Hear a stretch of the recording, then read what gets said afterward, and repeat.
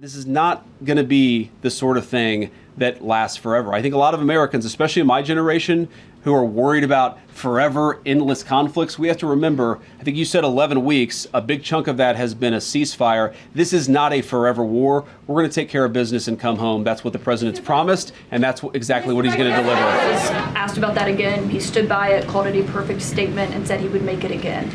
Do you believe that Americans' financial situations should be taken into consideration when you're making decisions as an administration about the war? See, Caitlin, what you did is you misrepresented the question that I was asked, and then you misrepresented the answer that I gave. What I said is that a question that was asked where the president allegedly said that he didn't care about Americans' financial situations. He never said that.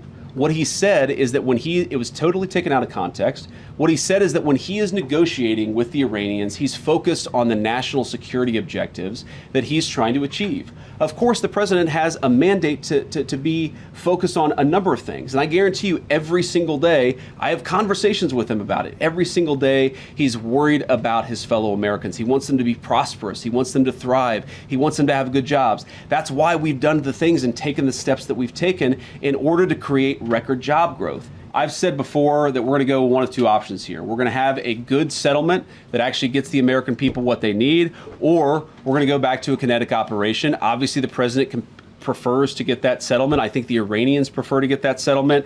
But regardless of what direction the president ultimately goes down, whatever he ultimately decides, I think it's important for the American people to know two things. Number one, it will be for their security and their prosperity. That's why we're doing this. And number two, this is not going to be the sort of thing that lasts forever. I think a lot of Americans, especially in my generation, who are worried about forever endless conflicts, we have to remember, I think you said 11 weeks, a big chunk of that has been a ceasefire. This is not a forever war. We're going to take care of business and come home. That's what the president's promised, and that's exactly what he's going to deliver. Americans, according to recent polling, are increasingly describing the president as corrupt.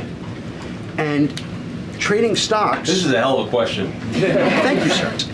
How can you and your administration argue to Americans that you're cleaning up corruption, you're preventing fraud, you're fighting the sorts of things that harm people and people's financial situations, when the president seems to be talking up stocks that he owns, selling them, and enriching himself? Okay, so here, let me answer your question here. That was a doozy.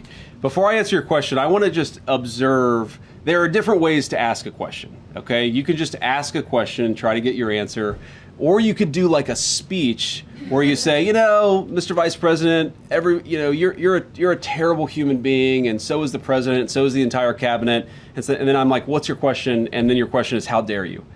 Come on, man. Have a little bit of objectivity in the way that you ask these questions, because there were a lot of things in that speech masquerading as a question that didn't actually get asked, okay?